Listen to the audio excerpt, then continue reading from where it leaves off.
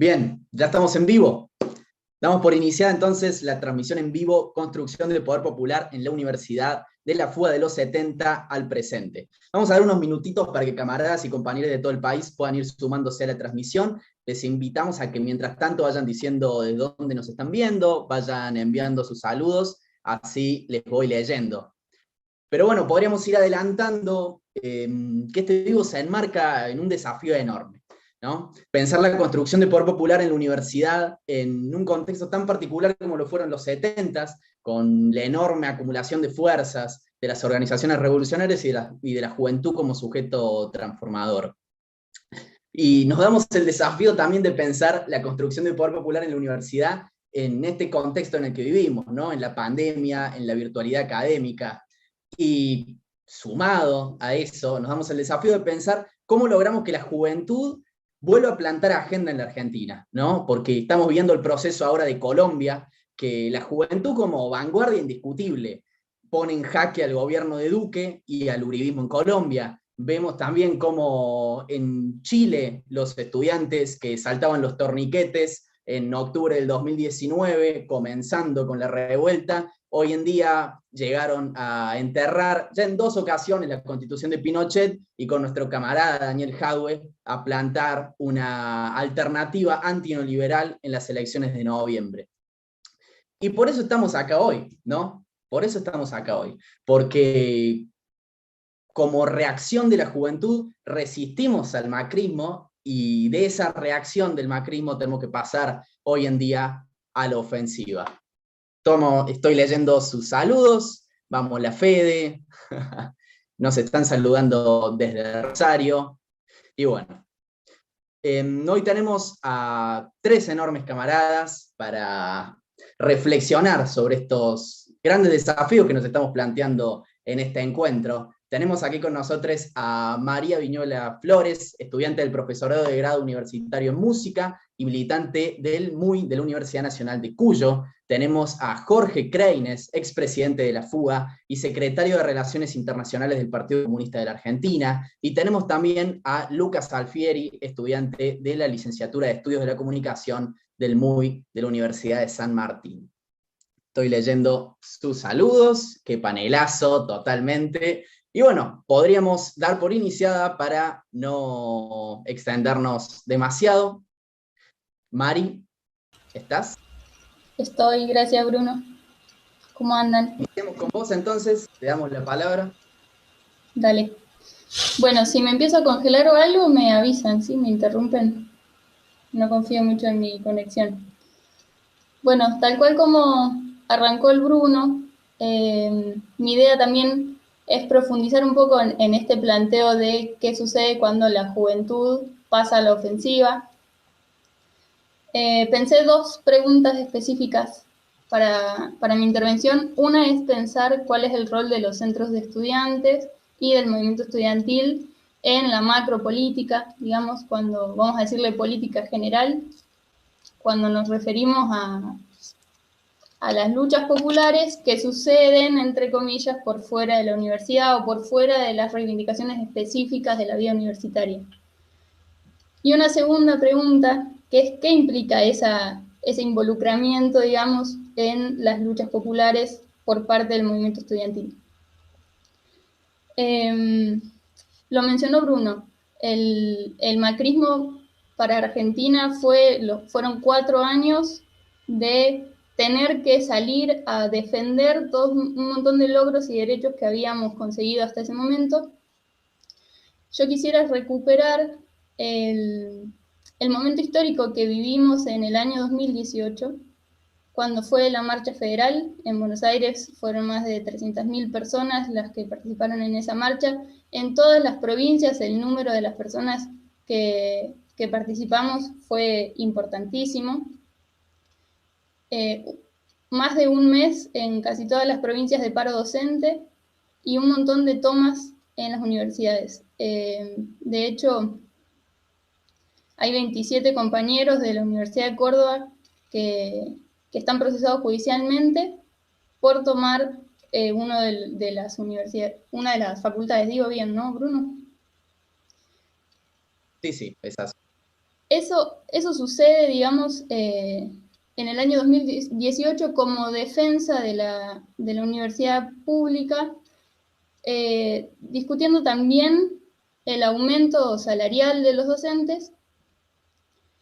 Y acá en Mendoza, particularmente, el gobierno de Cornejo, el gobierno radical que pertenece a la Alianza Cambiemos, intentó hacer un ajuste tan grande a los IES, que son los institutos de educación superior, que dejaba casi a cerrarlos, digamos. Entonces se suma a esa problemática que vivíamos en Mendoza esta situación. Traigo todo esto de lo que sucede en el 2018, porque yo creo que podemos destacar 3 cosas de ese momento de protagonismo, ¿sí? Uno fue el nivel de movilización, la solidaridad del movimiento estudiantil con la lucha docente, porque de hecho en las reuniones, en las asambleas de los estudiantes, además de las reivindicaciones específicas de nuestro claustro, digamos, estaba profundamente acompañar la recomposición salarial de los docentes. Y después hay algo que me parece importante, que es que teníamos clara que el desafío era no solo defender la gratuidad de la universidad así como así, sino también que teníamos que apuntar a un enemigo muy específico, que era el proyecto neoliberal del macrismo y del Fondo Monetario Internacional. Estaban las consignas, estaban los carteles en las marchas y en las discusiones. Lo teníamos bien presente, que ese era un proyecto de país que no involucraba a las mayorías y por ende teníamos que posicionarnos en contra. Ahora, todo esto creo que evidencia que sabemos muy bien defender nuestro derecho a la educación, la gratuidad de la universidad como parte de ese derecho, pero ahora la pregunta creo que nos toca hacer, que es la que un poco anticipaba Bruno, es ¿qué sucede cuando el movimiento estudiantil decide pasar a la ofensiva? Deja de defender y puede avanzar en un proyecto de universidad, avanzar en un proyecto de país, ¿no?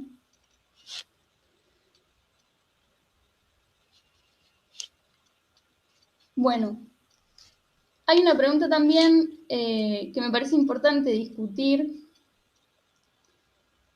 que es sobre la producción de conocimiento, la producción de ciencia y tecnología en la universidad, ¿no?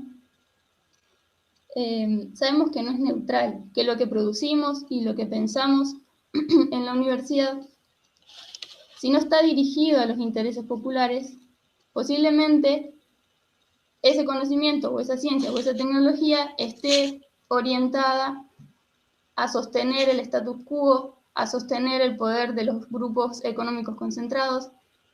Y en eso quería retomar un poco el título del conversatorio, que es el poder popular, la construcción del poder popular en la universidad. Si pudiéramos definir así rápidamente poder popular y pensamos que sería el grado de conciencia que necesitamos como pueblo y el grado de participación y organización para ser quienes decidimos y quienes incidimos en nuestra realidad, en nuestro destino, y no ser un pueblo sometido y dependiente. Si lo pensamos así, a esta definición de poder popular, y pensamos que el sujeto pueblo no es una categoría homogénea, ¿sí? Hay un montón de actores que son parte de este pueblo que nombramos. El movimiento estudiantil es parte de ese movimiento popular, es parte de lo popular. Entonces, cuando yo pregunto al inicio, ¿qué implica para el movimiento estudiantil ser parte de las luchas populares? Lo primero que creo que tenemos que poder asumir todos los estudiantes universitarios y de todos los niveles es que somos parte de ese movimiento popular. Y claramente, así como el sujeto pueblo es heterogéneo, el movimiento estudiantil también lo es. Eso nos va a demandar, digo, en esta construcción, una capacidad de diálogo y de organización muy importante para lograr esta participación masiva que necesitamos para lograr un movimiento estudiantil ligado a intereses populares. Eso es a lo que quiero llegar.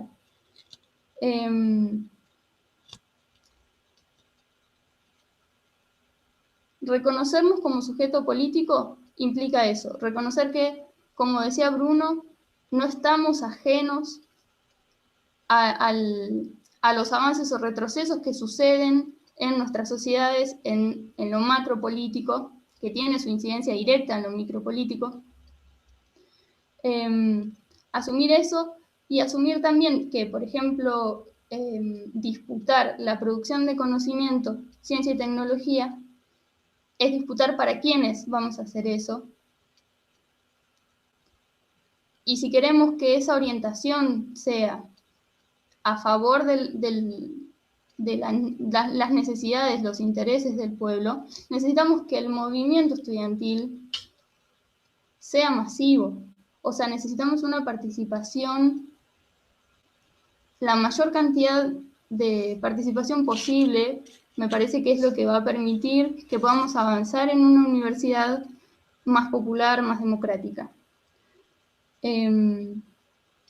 Hasta ahí mi intervención. Después, si me olvido de algo, lo puedo hacer en mi segunda vuelta. Genial, genial, genial. Sí, sí, ya que estamos, tenemos que decir que, me olvidé de decirlo, que al final va a haber una ronda de preguntas, así que pueden ir comentando, pueden ir dejando sus comentarios o sus preguntas para que al final les leamos para los oradores. Y bueno, ahora le damos la palabra a Jorge Kreines, lo presento nuevamente. Él es secretario de Relaciones Internacionales del Partido Comunista y fue expresidente, y fue presidente de la FUBA, perdón. Así que, Jorge, ¿estás?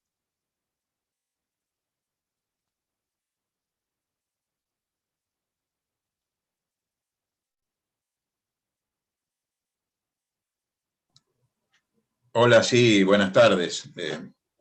Tenía un problemita con el micro. Bueno, ahora empieza la parte retro. A nosotros nos tocó presidir la Federación Universitaria en años 70-72. De manera que ustedes verán que mi rostro no se corresponde con la edad de los demás panelistas. Tenía pelo, estaba un poco más delgado y bueno, ahora ya no puedo peinarme el flequillo. Pero sí estuve ante el pedido de ustedes, estuve rememorando y reflexionando algunas cosas para plantear en la tarde de hoy. Bueno, estamos asistiendo a una gran movilización de inmensos sectores estudiantiles en Colombia y en Chile. Pero hay que aclarar muy bien que en Colombia y en Chile los estudios universitarios, entre tantas otras cosas, están absolutamente privatizados y son carísimos. Por lo cual, el estudiantado es una fuerza que tiene en la gratuidad de la enseñanza una reivindicación fundamental que aquí en la Argentina nosotros no tenemos, tanto como producto de la reforma universitaria de 1918, como en las decisiones que se adoptaron durante el peronismo para dar un carácter gratuito a la enseñanza universitaria. Y también en el último periodo, o en los últimos periodos, se han establecido un conjunto de universidades en municipios muy cercanas a la vivienda de la población estudiantil, que aproxima mucho la posibilidad de que familias de los hijos de trabajadores y trabajadoras puedan tener un acceso a la universidad, no solamente por la gratuidad, sino también por la cercanía o la cercanía relativa, porque, por ejemplo, la Universidad de La Plata, la Universidad de Córdoba y muchas otras universidades han sido receptoras de estudiantes, no solamente de otros lugares lejanos de la Argentina, sino también de otros países de América Latina, como ocurre hoy con verdaderas colectividades de estudiantes de Chile, de Colombia y de algunos otros países. De manera que en las universidades argentinas, por supuesto estamos hablando de las universidades estatales, cobra crucial importancia el trabajo ideológico, porque la universidad se encuentra en la superestructura de la sociedad. O sea, un gremio de trabajadores está en la estructura, en la producción de bienes materiales o de servicios. La universidad está en el terreno de las ideas y de la ciencia y de la tecnología, de la creación de ciencia y tecnología, por lo cual el tema de las ideas es crucial. Y Mari decía una cuestión que creo que es importantísima. ¿Al servicio de qué queremos poner nuestros títulos universitarios? ¿Al servicio de qué y de qué clase social o de qué sujeto social queremos nosotros poner las universidades y nuestra propia voluntad individual? De manera que esta es una cuestión clave. Y el debate ideológico, que es crucial, tiene un punto de trabajo muy específico, que es la cátedra. Nosotros ahora, en un momento, vamos a formular una crítica al modo de organización estudiantil que han propuesto tanto la Franja Morada como otras agrupaciones y los sectores trotskistas. Y no le echo la culpa a Trotsky en este sentido, pero sí a los sectores trotskistas que actúan en las universidades argentinas. Porque la lucha por el poder en la universidad es la dialéctica de la parte y el todo. El poder popular a nivel general, a nivel estatal de la Argentina, tiene una parte integrante necesaria, que es ganar las mayorías universitarias y particularmente las mayorías estudiantiles, que van teniendo una composición de clase mejorada en el sentido de que muchos sectores populares han podido acceder a la universidad, como les señalaba recién, tanto por la gratuidad como por las universidades que podríamos denominar de cercanía. Así que esta dialéctica entre la parte y el todo me parece que es muy importante. Y el todo, que es el conjunto del movimiento popular argentino, con epicentro en el movimiento de los trabajadores y de las trabajadoras, tiene un aliado fundamental en el movimiento estudiantil universitario, que se prepara para ingresar en la vida económica, en la vida social, con su graduación, y que tiene que pensar muy claramente en el puesto de trabajo, pero también en lo que antes decía, al servicio de qué proyecto de país y de sociedad quiere incorporar sus conocimientos adquiridos durante el periodo estudiantil.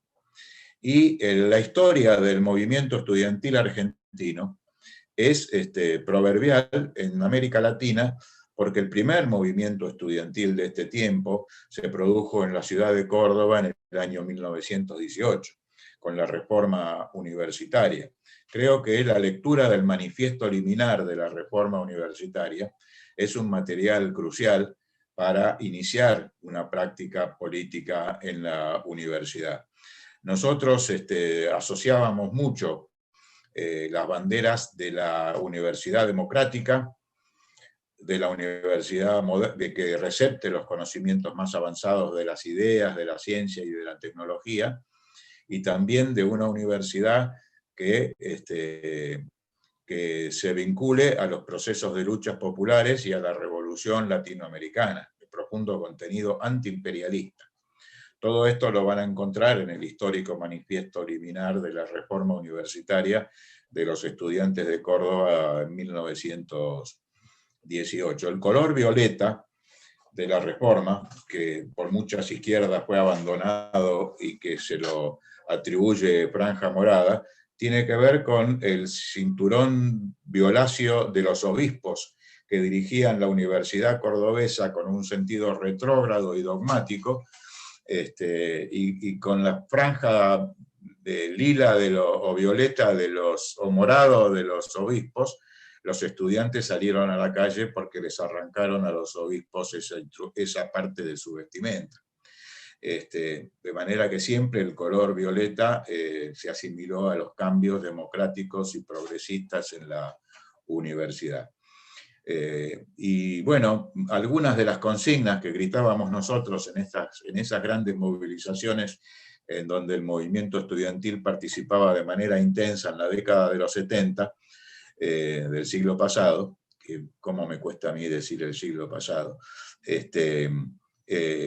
bueno, eran reforma, laicismo y antiimperialismo, unidad, estudio y lucha.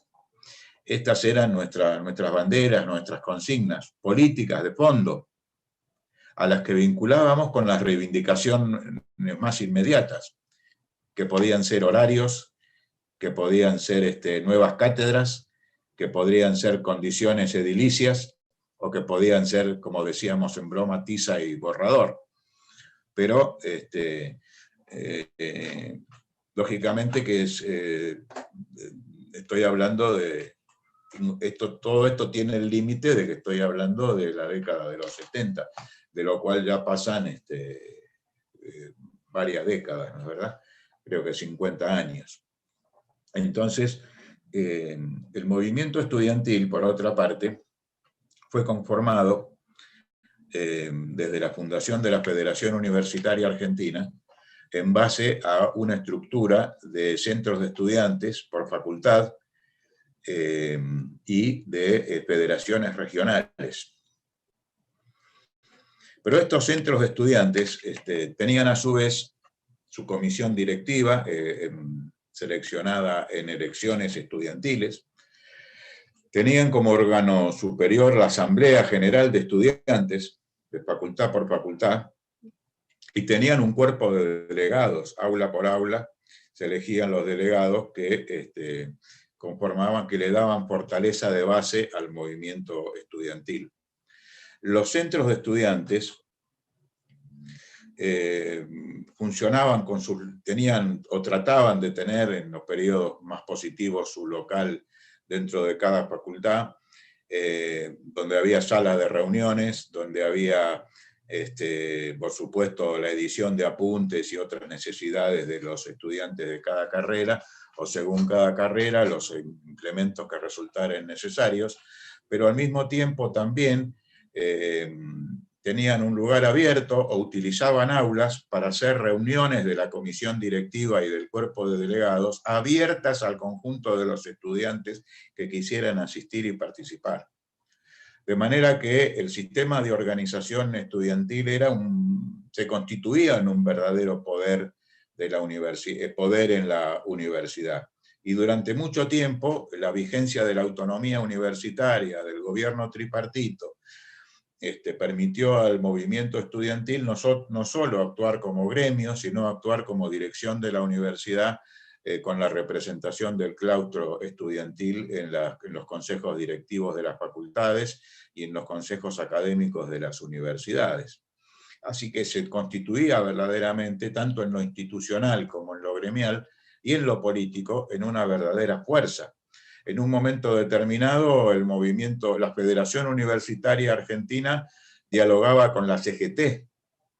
Recuerdo la gran manifestación de repudio a la invasión yanqui a la República Dominicana, que fue convocada por la CGT y por la Federación Universitaria Argentina, que llenó la Plaza Congreso y que impidió el envío de tropas argentinas como estaba anunciado por parte del gobierno de Arturo Illia. Estaba anunciado el envío de tropas, y esa gran movilización logró impedir ese ingreso, ese envío de tropas argentinas a invadir junto a los yanquis la República Dominicana.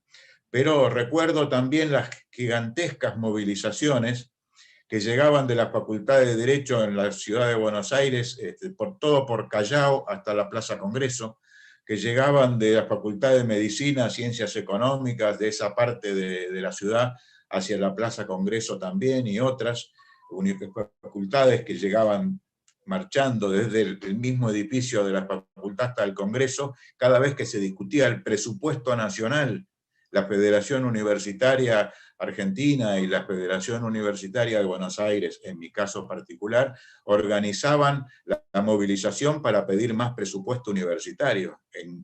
Cada año se discute el presupuesto de las universidades en el Congreso Nacional, se discute la ley de presupuesto, y era la consigna, ustedes se van a reír o les va a dar algún saborcito en la boca: señores del Congreso, repartan bien el queso, era la consigna que gritábamos en ese momento a la hora de reclamar mayor presupuesto para las universidades.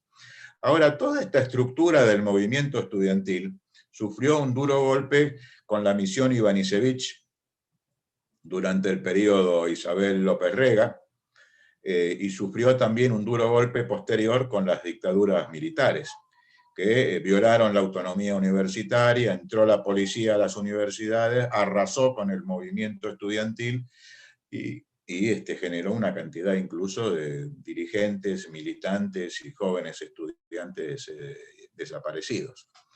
De manera que en la línea de reconstrucción del movimiento estudiantil, ahí ya nos encontramos en un punto en que bueno, la realidad de la política hizo que tuvieran predominancia ciertos sectores que fueron muy negativos, creo, para la organización del movimiento estudiantil y para su masividad, como fueron Franja Morada y los sectores trotskistas. Porque las elecciones estudiantiles se continuaban realizando, pero el centro de estudiantes dejaba de funcionar, o funcionaba solo en manos de quien tenía la presidencia del centro. No había reuniones de comisión directiva, cada uno utilizaba su secretaría como una colina conquistada y no funcionaba el centro de estudiantes. El debate no se daba en la cátedra, sino que se ponía una mesita en el lobby de entrada de la facultad o en algún pasillo y se difundían materiales, pero no se daba, y creo que no se sigue dando el debate en la cátedra y en el aula. Entonces, las juventudes comunistas y las juventudes revolucionarias en general tienen que prepararse para poder dar con altura y respetando a la docencia un debate en la cátedra acerca de los contenidos de la enseñanza. Seguramente el movimiento estudiantil, los y las estudiantes hoy por hoy tienen una cantidad de reivindicaciones básicas, elementales, puede ser de horarios, de tiempo, de costo de los libros, en fin, de distintas cuestiones, diríamos, económicas, pero el debate ideológico se da fundamentalmente en la cátedra. Y carrera por carrera, arquitectura, que puede parecer una carrera técnica, pero ¿qué me voy a formar para construir grandes planes de vivienda, para construir hospitales, escuelas, nuevas universidades? ¿O me voy a educar en la universidad para construir countries, chalets de lujo, comisarías? En fin, ¿no? No hablemos de medicina, no hablemos de al servicio de quién voy a poner mis conocimientos de física, de química, si para el armamentismo, si para la producción de determinadas cosas, o lo voy a poner al servicio de la salud pública, al servicio de la producción de bienes materiales que los pueblos necesitan. Y ni que hablar de las carreras humanísticas, con qué ideas nos vamos a manejar, los abogados, si se van a poner a defender a las grandes corporaciones transnacionales, si su sueño va a ser abogado de un banco o de una transnacional, o su sueño va a ser defender trabajadores, defender las libertades democráticas, defender presos políticos, o defender la vigencia al menos de la Constitución vigente y tener capacidades para construir otra nueva Constitución como es necesario en nuestro país. Tampoco también el tema de la educación, ¿no? Los estudiantes de ciencias de la educación, qué tipo de educación van a promover desde sus conocimientos. y así sucesivamente. De manera que de hacer más entendible la batalla ideológica, que no significa el traslado mecánico de la política general a la universidad. La política general no es, o la función de jóvenes de un determinado partido, revolucionario, comunista en este caso, no es trasladar mecánicamente y recitar la línea política en general, sino readaptarla, reelaborarla a la realidad concreta de su universidad, de su facultad, y está en cada uno también y cada una poder reelaborarla en la situación puntual que se encuentra en cada aula, en cada materia y en cada situación. Si hay un profesor favorable, si hay un profesor totalmente contrario, o todos los términos medios y grises que a nosotros se nos puedan ocurrir. Ahora, verdaderamente, tanto Franja Morada como las agrupaciones trotskistas han destruido el movimiento estudiantil como movimiento, y lo han puesto al servicio de sus intereses sectarios. Por lo cual, el movimiento estudiantil como tal, la organización estudiantil como representativa del conjunto de los estudiantes de la facultad, aunque haya sido una porción más o menos importante la que haya participado de las elecciones estudiantiles, no está votando una organización que pueda después tener la confianza de que pueda convocar a una movilización masiva, a ocupaciones de facultades o cuestiones por el estilo, sino lo que está haciendo es conquistar una colina de la presidencia del centro, la secretaría de tal o de cual, y desde ahí hacer la política partidaria.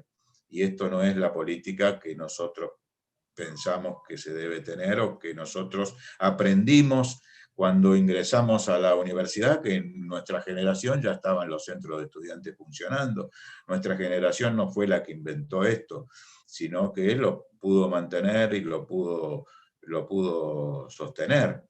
En mi caso salíamos de la Facultad de Derecho, ahí en la avenida Figueroa Alcorta, íbamos todos por Callao, nos tiraban de todo porque son barrios ricos, los del barrio norte, avenida Callao, antes de Santa Fe, pasando Santa Fe y demás, y hasta llegar a la Plaza Congreso o a la Plaza de Mayo, o al rectorado de la universidad, según donde fuéramos, y eran 2, 3 cuadras de estudiantes de Derecho. La Federación Juvenil Comunista de la Facultad de Derecho, me acuerdo, hizo su conferencia congresal para un congreso de la Juventud Comunista en el aula magna de la Facultad de Derecho. Estaba llena el aula magna. Se discutía, por ejemplo, si nosotros teníamos que organizarnos en círculos por materia, que era seguir la currícula pedagógica, o si nos organizábamos en círculos por pisos y pasillos de la facultad, que tenía que ver con la capacidad de movilización. Esa era una discusión permanente.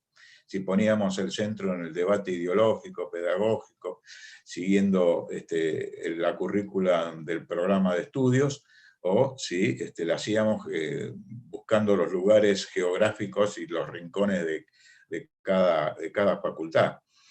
De manera y eran asambleas donde se podía ganar y perder, donde una corriente tenía un mejor discurso y conquistaba a los estudiantes y se ganaban y se perdían, pero había una democracia básica del movimiento estudiantil que lo hacía participativo, que lo hacía masivo. Y esta cuestión me parece que fue muy afectada tanto por las dictaduras y las represiones como por las prácticas proselitistas con que determinados sectores pretenden apropiarse de lo que conquistan en el movimiento estudiantil, no pensando en la movilización que no sea de algunos activistas solamente, de manera que el movimiento tiene este tipo de experiencias, ¿no? Bueno, yo quiero decirles, por ejemplo, que el Centro de Estudiantes de Derecho, cuando nosotros llegamos a la facultad, no solamente editaba los apuntes grabados de las clases de los profesores, sino que también tenía una revista jurídica, una revista donde escribían docentes y donde también escribían alumnos sobre temas del contenido del derecho. Y esa revista todavía está en las bibliotecas y demás, la revista del Centro de Estudiantes de Derecho, sobre los contenidos de la enseñanza. Entonces, las dictaduras, las represiones, el neoliberalismo han hecho mucho por bajar el nivel de los docentes y por bajar el nivel de los estudiantes. Pero nosotros tenemos que luchar por levantar el nivel y poner el énfasis, como estamos en la superestructura, poner el énfasis no en la política general, sino cómo relacionar la política específica de la universidad con la política general de lo que queremos para el país y para la sociedad en que vivimos. Así que yo creo que podemos seguir trabajando estas ideas, porque me parece que recuperar ese tipo de organización estudiantil y ese tipo de concepto de la militancia universitaria nos va a poner muy en línea con las necesidades del pueblo argentino, que necesita un movimiento estudiantil, un movimiento universitario y un movimiento de académicos en general que pueda ponerse a la altura de las tareas que tiene por delante el pueblo argentino, que entra en un momento, creo yo, de importantes definiciones, porque no terminamos de completar una fase reformista contra el neoliberalismo, y necesitamos que el movimiento estudiantil juegue una dinámica y ocupe un papel de vanguardia, o por lo menos de avanzada, en la política nacional.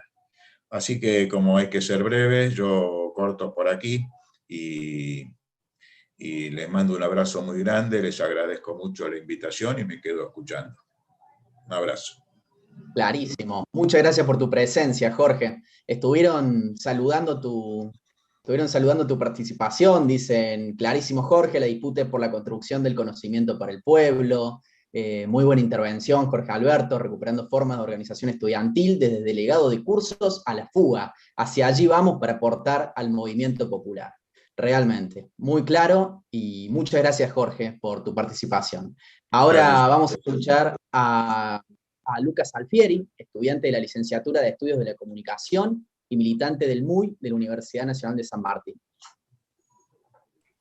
Bueno, gracias, Brunito. La verdad que hablar después de todo lo que dijo Jorge es como que no sé qué sentido tiene para los que están recibiendo el YouTube. La verdad que muy interesante el aporte que trajo Jorge Alberto, desde todos los puntos de vista, ¿no? Desde pensando dinámicas de lucha del movimiento estudiantil en las épocas del correntinazo, en las épocas del cordobazo, y pensando la realidad actual del movimiento estudiantil y el movimiento estudiantil que necesitamos. Me parece que fue muy completo y que la verdad que me resulta difícil, en una vara tan alta como la dejó Jorge, pensar en un aporte y enriquecer este lindo espacio que estamos construyendo. Pero me parece que a partir de una de las cuestiones que planteaba, el modelo de centro de estudiantes que nosotros concebimos y el modelo de centro de estudiantes que queremos, es interesante pensar esa dinámica en virtualidad, ¿no? La virtualidad sin duda ha significado una modificación en la forma de organización del estudiante, yendo un poco más atrás, ¿no? En la forma de organización en torno a la educación. Entonces eso impactó sin dudas en cómo nosotros establecemos esos espacios colectivos, cómo nosotros planteamos nuestras propuestas en torno a la universidad, cómo nosotros nos acercamos a nuestros compañeros, cómo nosotros construimos ese pensamiento crítico, esas voluntades que queremos unir para modificar nuestra universidad, para poder interrogarla, para poder cuestionarla y para eso vincularlo con un proyecto social de emancipación. Con virtualidad, sin duda es que el aula la hemos perdido, el pasillo lo hemos perdido, y me parece que los centros de estudiantes han entrado en una situación compleja al inicio de la virtualidad, y esto en datos duros, por ejemplo, en informes de la Federación Universitaria de La Plata, en informes que entrega la Universidad de La Plata, hay un escaso nivel de participación de los estudiantes en asamblea, en comisión electiva y demás. Pero no obstante, me parece que las desigualdades que la virtualidad puso sobre la mesa, que ya existían porque la brecha tecnológica estuvieron siempre presentes, pero ahora tienen más protagonismo en el día a día del estudiantado, hicieron que los centros de estudiantes puedan, a partir de ahí, encontrar un foco de resistencia, obviamente, si así lo consideran, ¿no? Y pienso esto, ¿por qué? Porque por un lado hoy tenemos una Federación Universitaria Argentina que dejó 4 años, puso off durante 4 años, dejó pasar el presupuesto de recorte sistemático acordado con el Fondo Monetario Nacional por parte del proyecto macrista, que eso implicó el progresar con requisitos de un 50% de materia aprobada para tenerlo, un progresar completamente congelado en los montos, entonces ni que hablar de otras situaciones, ¿no? Y esa Federación Universitaria Argentina es la misma que hoy, de repente, a partir de 2020 para acá, busca disputarnos las reivindicaciones históricas nuestras, como por ejemplo plantear el presupuesto y discutir el presupuesto, cuando estuvieron 4 años mirando para otro lado, por nombrar un ejemplo puntual, ¿no? Pero es la misma Federación Universitaria Argentina que oportunamente, para golpear al gobierno del Frente de Todos, busca disputar históricas consignas que son nuestras, no ofrece una respuesta de organización colectiva ante la lucha por equipamiento para que el acceso real a una virtualidad sea una realidad. No lo hace. Es una Federación Universitaria Argentina conducida principalmente por los centros que conduce la Franja Morada, Nuevo Espacio, en sus diferentes versiones, que es justamente esto que planteaba Jorge, centros de estudiantes de servicios, centros de estudiantes que en virtualidad acentúan esta dinámica de no hay comisiones directivas, no hay asambleas, no hay comisiones por carrera. El centro de estudiantes oficia como una especie de gestionador de la vida de los estudiantes.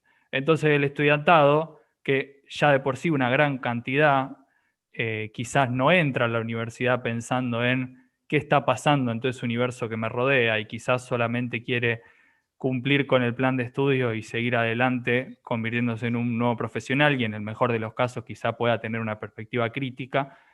Ante esos modelos de centro de estudiantes que son hegemónicos por lo menos en la herramienta gremial que tenemos los estudiantes de la educación superior argentina, que es la FUBA, es una complejidad claramente para la organización que nosotros nos planteamos. Por eso es importante pensar que tenemos que redoblar los esfuerzos en construir horizontalidad con los estudiantes de la forma que tengamos a disposición, porque seguimos en una virtualidad que nos profundiza esa modificación de la forma de organización estudiantil y ya no es una disputa tan clara con las ideas en el aula, es complejo, es diferente. Entonces, me parece que ahí nosotros tenemos una demanda de, bueno, ¿cómo podemos construir? El interrogante sería cómo podemos construir ese movimiento estudiantil que, pese a la virtualidad, pese a todas las complicaciones, se siga organizando para conseguir esos derechos.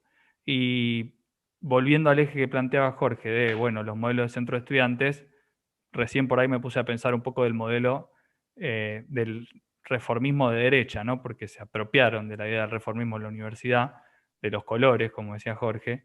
Bueno, también tenemos los modelos de centro de estudiantes que no solamente los trotskistas, y abro un interrogante también dentro del movimiento popular, que también a veces aparecen esos modelos de centro de estudiantes, que simplemente se utilizan como elemento partidario, ¿no? Un lugar de altavoz para quizás después obtener mejores discusiones por arriba o para estar en mejores condiciones al momento de contarse las costillas en algún contexto particular o usar esa secretaría, usar esa ejecutiva para creer que uno está en mejores condiciones como vanguardia de vaya a saber uno qué. Y eso también para nosotros se nos presenta como otro modelo de centro de estudiante que tenemos que confrontar.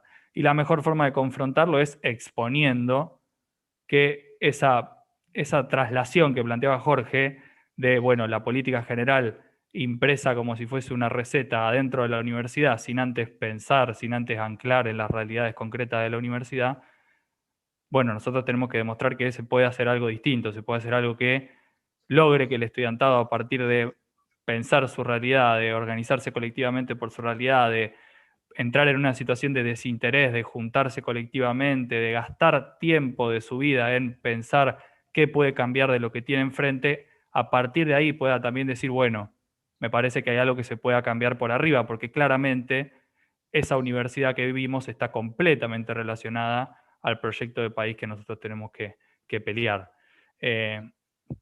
Y sí, por ahí contar algunos ejemplos en el marco de las peleas por el acceso, ¿no? Como digo, insisto, la Federación de Argentina, conducida por la Franja Morada, ni una política que atente o que una política que ayude a pelear contra la brecha tecnológica. La Federación Universitaria de La Plata, por citar un ejemplo, ha logrado que haya beca de PC para estudiar para los compañeros. Por dar un ejemplo, ¿no? Concreto. Nosotros integramos, desde la juventud, desde la Juventud Comunista, integramos un frente que no ha logrado discutir todavía eso. ¿Por qué? Porque es un frente que reúne las mismas complejidades para construir síntesis, las mismas complejidades para llegar a un punto igualitario sin andar esperando un teléfono o estar atento a una voz, que la tiene el Frente de Todos como frente político que ha servido para desplazar la opción número 1 que tenía el imperialismo en nuestro país. Digo, son pocos ejemplos, me parece, que tenemos a mano, pero hay ejemplos de organización estudiantil y de lucha por esas herramientas necesarias para poder pelear por una universidad que sea realmente gratuita, porque Jorge planteaba, bueno, los colombianos, los chilenos, sin duda que son vanguardia, no solo porque tengan que pelear por la gratuidad, también son vanguardia porque quieren cambiar su país, pero es muy cierto que eso acá se manifiesta de otra manera, y salvo la experiencia que hemos tenido en 2018 de una reconfiguración y una vuelta del movimiento estudiantil a poder mostrar niveles de organización enfrentando el presupuesto de ajuste macrista, no hemos volvido todavía a repetir esa situación, y claramente es un desafío que tenemos por delante, ¿no? Quizás en 2020 hemos enfrentado la resistencia, bueno, cómo defender nuestro espacio de organización como podíamos, como lo teníamos a nuestro alcance, y creo que este año tenemos la oportunidad de volver a pensar esa situación, de volver a planificar y de volver a estar de vuelta diciendo, bueno, vamos de esta forma, vamos de esta manera, cómo construir esa horizontalidad que necesitamos para vencer y para poder construir esos modelos de centros de estudiantes que necesitamos para la transformación de nuestra universidad. Yo, como una primera idea, esas cosas, digamos, para no irme por las ramas, porque la verdad que algunas cosas me quedaban sueltas y me estaba empezando a enredar, así que te dejo, Bruno, que vuelvas a asistir con tu excelente moderación y que, nada, vos dirás cómo seguimos con esto. Muchas gracias, Lucas, por darme la palabra y por tu participación, por supuesto. Sí, abrimos el momento de preguntas, el ciclo de preguntas. Como para empezar, estaría bueno retomar esto que decía Jorge, de que el movimiento estudiantil en los 70 se basaba en reivindicaciones y luchas que venían desde la reforma universitaria, y hoy uno de nuestros ejes para la universidad es una nueva reforma. ¿Qué aspectos les parece que tiene que tener en cuenta una nueva reforma universitaria popular? Yo la dejo picando y quien quiera abrir el micrófono, si quieren hacerlo les tres, también.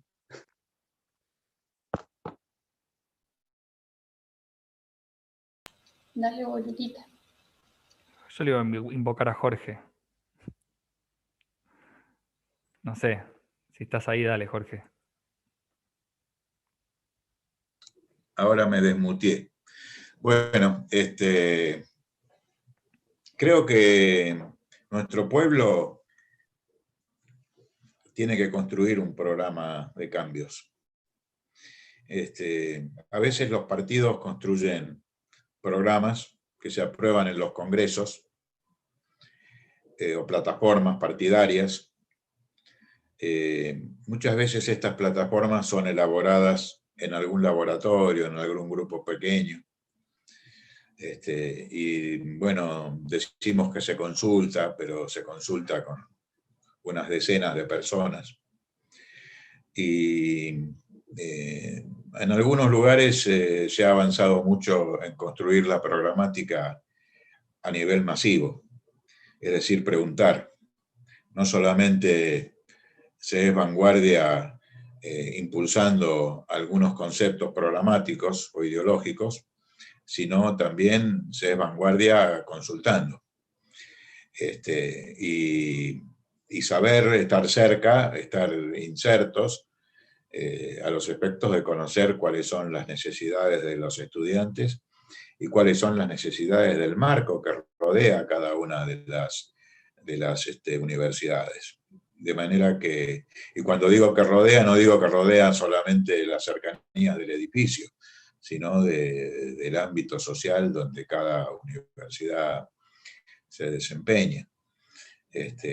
Por lo cual, me parece, por ejemplo, ahora estamos frente a una pandemia. Todo el problema salud reclama un cambio civilizatorio en el mundo. Ustedes fíjense que desde que se crearon las Naciones Unidas y la Organización Mundial de la Salud, nunca ocurrió un hecho como este.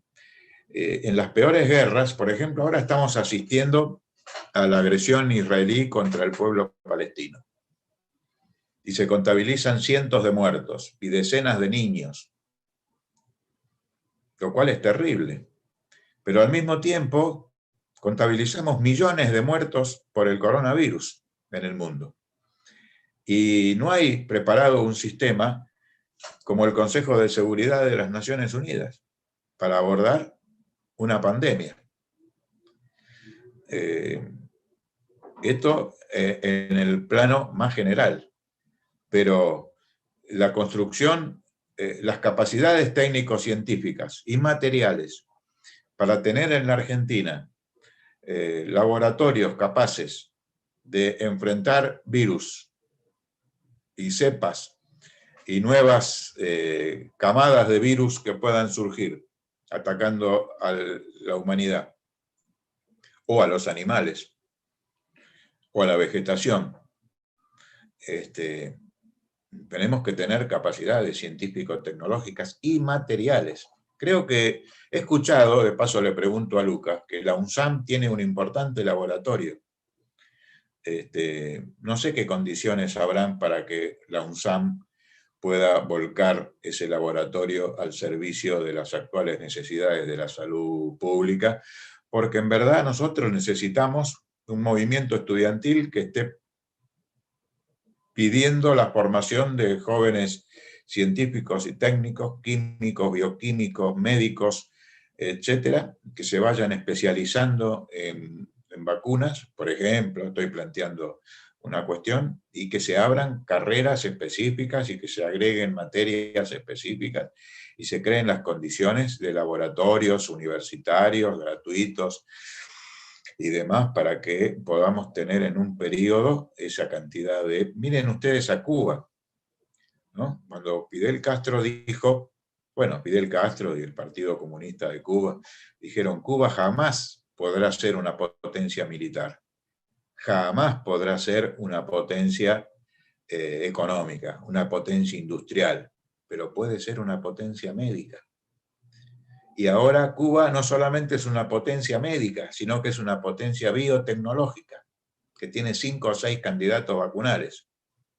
Y afortunadamente la Argentina está negociando con la Revolución Cubana la compra de alguna de esas vacunas que ya están siendo aprobadas por la ANMAT. De manera que tenemos que tener un proyecto de salud y un proyecto de salud pública nacional, y para elaborar ese proyecto de salud pública nacional, qué mejor que las facultades de ciencias de la salud, medicina, odontología, la biotecnología, química, bioquímica y otras, inclusive psicología, porque la pandemia ha dejado y deja muchos problemas. El confinamiento, las muertes, dejan en la psicología muchas dificultades. Entonces, ahí tenemos un tema. El tema de las vacantes en la escuela pública, por ejemplo, en la ciudad de Buenos Aires. supongo que en otras provincias del país también habrá problemas de vacancia para la escuela pública, tanto primaria, secundaria y demás. Y entonces, bueno, necesitamos proyectos arquitectónicos y necesitamos formación de cuadros para llevar adelante esos proyectos arquitectónicos. Y después tenemos que ser, fíjense ustedes, los partidos de izquierda, revolucionarios, y particularmente el Partido Comunista, tiene que construir los cuadros para que un poder popular pueda tener la base científica para desarrollar los cambios. Incluso en un frente popular, en un frente unitario, para aportar los cuadros. Nosotros, es verdad que al Partido Comunista lo excluyen, que lo limitan. Nosotros no tenemos hoy una correlación de fuerzas que nos permita decir exigimos el Ministerio de Economía para el Partido Comunista. Pero tampoco tenemos el ministro, ¿no? Entonces, una cuestión crucial es crear las condiciones para que haya en la Argentina muchos candidatos a ministros de las distintas áreas necesarias para un proyecto nacional, popular, revolucionario, socialista, y tener las capacidades. Miren ustedes la nueva intendenta de Santiago de Chile, economista, 30 años. Vean el candidato presidencial del Partido Comunista de Chile, Daniel Jadue, reelecto, ¿no? Hijo de palestinos, y creo que es economista también. Desde la alcaldía de Recoleta, donde él surge y ahora fue reelecto como alcalde de Recoleta, y es candidato presidencial, él, por ejemplo, es el creador del proyecto de farmacias populares. El municipio creando farmacias donde los medicamentos se venden al precio que corresponde. La óptica popular, es decir, los anteojos los provee el municipio. Y así sucesivamente, y entonces, bueno, tuvo que confrontarse con los intereses privados y dar la batalla que ganó. Fue reelecto con el 68% de los votos. Pero tenemos que tener los cuadros, no solamente. Y ahí está la universidad, ahí está el valor. A veces, desde la izquierda, con cierto obrerismo, es una deformación de la importancia que tiene el movimiento obrero, se subestima los estudiantes, los universitarios, bla, bla, bla, ¿no? Que no están en los barrios y demás. No, el militante estudiantil tiene que estar en la facultad con sus compañeros, formándose, y por eso recordaba yo la consigna unidad, estudio y lucha, ¿no? Entonces, bueno, la universidad bueno, ¿qué hubiera pasado con la humanidad si Carlos Marx no se hubiera formado en economía, en sociología, en historia, no hubiera tenido la formación que tuvo? ¿No? ¿Cómo se hubieran demorado muchas cosas? Bueno, el hecho cierto es que se dieron las condiciones históricas, materiales, concretas, para que él y otras personas en esa época tuvieran semejante capacidad intelectual para construir lo que construyeron y que todavía tiene vigencia. En fin, así que yo creo que son varias facetas de una complejidad que parece muy compleja, pero que si nosotros la llevamos a la práctica de manera permanente, sistemática y organizada, nos puede dar muchísimos resultados. A mí, Jorge, me da pie para decir algo que venía pensando también. En esto de que los estudiantes universitarios tenemos que estar en la universidad formándonos, pensaba qué sucede cuando lo que estudiamos, los planes de estudio están desactualizados o los enfoques después no nos permiten desarrollar un anclaje más directo a la realidad. Hablo por ahí de carreras más cercanas, por ahí ya a las exactas no estoy muy segura, pero pensaba, además de instancias de discusión y de participación de estudiantes en la reformulación de planes de estudio, inclusive con perspectiva de género, yo creo que eso es una clave muy importante para esta construcción de la Universidad Popular Democrática, también feminista, y pensaba que un ejercicio también que creo que que es un garrón que lo tengamos que pensar desde los planes de estudio, porque sería ideal que el movimiento estudiantil lo hiciera como parte de su necesidad, es trabajar los contenidos específicos de nuestras carreras y de nuestra formación en espacios, por decir, organizaciones sociales, organismos de derechos humanos, poder hacer esa vinculación, que quizás eso estuvo más destinado a la parte de extensión universitaria, pero poder profundizarla y avanzar en un diálogo más horizontal de saberes entre el saber académico y el saber popular. Yo creo que eso también puede ser una pista para avanzar en ese sentido. Sí, si me permiten, vamos a tener que formarnos en lucha. Vamos a tener que formarnos no en una relación vertical docente-alumno, sino en una situación de que nosotros tenemos que plantear que los planes de estudio no sean estáticos. No se puede estar estudiando con un plan de estudio de 20 años, con una currícula de 20 años atrás. Eso merece una actualización permanente. Y bueno, eso se puede plantear en el debate, en la cátedra, en la clase, aún en la virtualidad, porque en la virtualidad a veces los profesores, no siempre, pero a veces dejan un espacio para que preguntemos o para que opinemos, de manera que eso se puede plantear. La virtualidad presenta muchas dificultades, pero da un cierto espaciocito para plantear la necesidad de actualizar las cosas y demás. De manera que tenemos que formarnos en lucha y es muy importante entonces la relación del sector profesional, del sector de graduados y del sector estudiantil y del sector docente.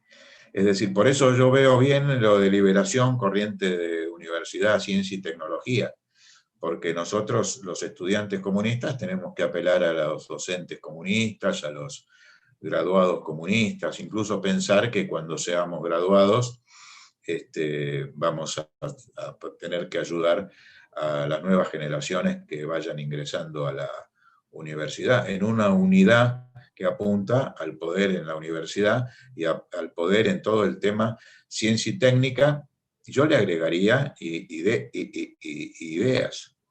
ideología, ¿no? No es solamente universidad, ciencia y técnica, porque las carreras humanistas y las carreras de alto contenido ideológico, que no hay forma de que sean neutrales, me parece que tendrían que estar incluso en la propia denominación de la organización o del espacio que se ha constituido.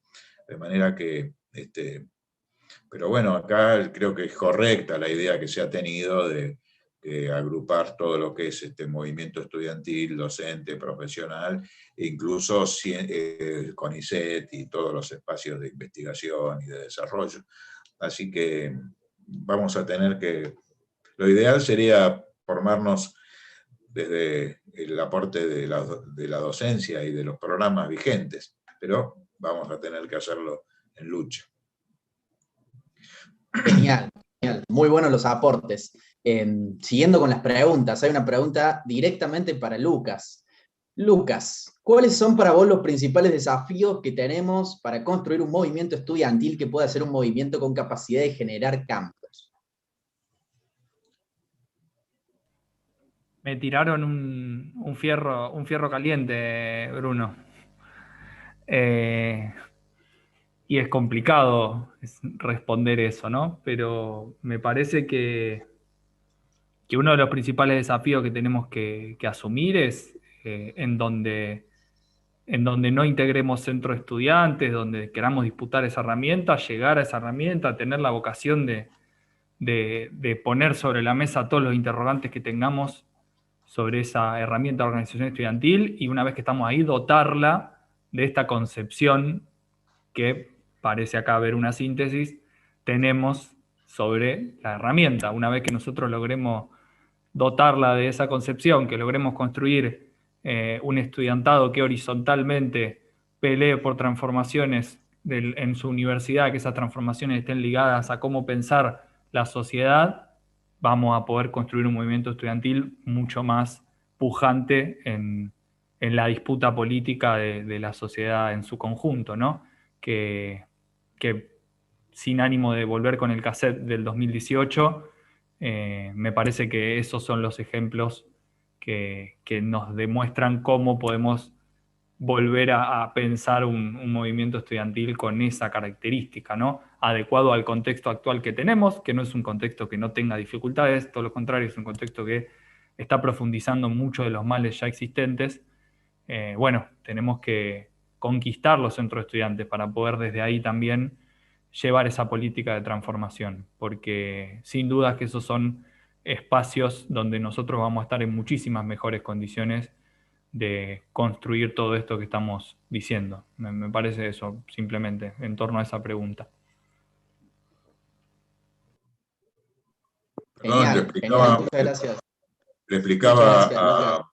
explicaba a Bruno en el chat que lamentablemente me tengo que cambiar de Zoom porque hoy se inician las celebraciones del centenario del Partido Comunista Chino. Estamos invitados y a las 20:45 tenemos que iniciar la conexión con Beijing. Así que en mi caso les pido muchísimas disculpas, les agradezco mucho por la invitación y la disposición a participar, a seguir participando, como dicen en los concursos, siga participando en los encuentros de este tipo. Muchísimas gracias, chicos y chicas, y me retiro del Zoom. Ustedes me disculpan. Gracias, Jorge. Un abrazo. Gracias a ustedes. Un besito. Chau, chau.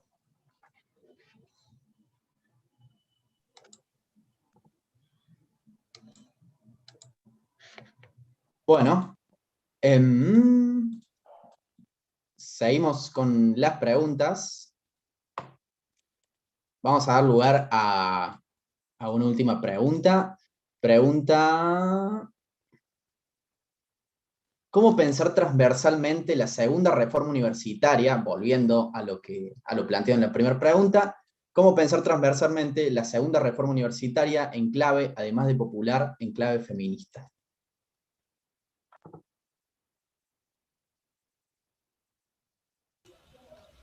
Bueno, también es difícil dar respuestas cerradas, concretas, duras, pero sí algunas ideas que se vienen trabajando, me parece a mí, desde el movimiento feminista de mujeres. Primero es permitir y con una escucha real la participación de compañeras mujeres y disidencias en los espacios de representación, ¿no? Específicamente en el movimiento estudiantil, en los puestos de representación del centro de estudiantes. Otra opción me parece necesaria es lo que decía de los planes de estudio, de las bibliografías, todo el material que uno estudia, que tenga esa perspectiva implica revisar autores, autoras, poder ampliar la mirada desde ese lugar.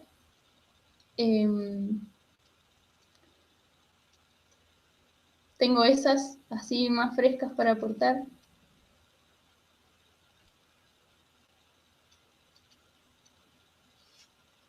Genial. Bueno, ya siendo más de una hora que estamos transmitiendo y con muchos saludos de todo el país, con muchos comentarios a todos los participantes, podemos ir cerrando esta transmisión que tuvo muchos aportes para esta temática que estamos tocando, que es la construcción del poder popular en la universidad, de la fuga de los 70 al presente, haciendo este juego de ir de pasado a presente y de presente a pasado, y retomando y nutriéndonos de las experiencias que nos contaba Jorge, y también aportando los nuevos componentes que se van generando en la actualidad.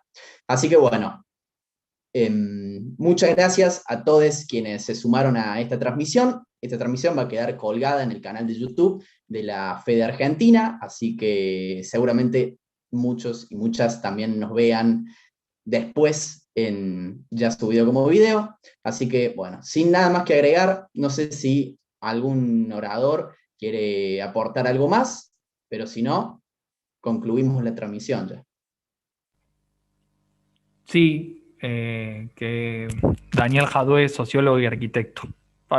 Se fue Kreines, no pudimos decirlo en al aire, pero bueno, para que lo tengan presente los hinchas de Jadue que hay ahí en el chat. Nada, eso solo. Y retuitear todo lo que has dicho, Bruno. La verdad que muy interesante el espacio y bueno, alentar a que podamos verlo cuando quede colgado en el YouTube. Nada más por mi parte. Gracias, Bruno, ahí por la moderación. No, gracias a ustedes por participar. Bueno, damos por concluido el vivo entonces. Muchas gracias a todos quienes se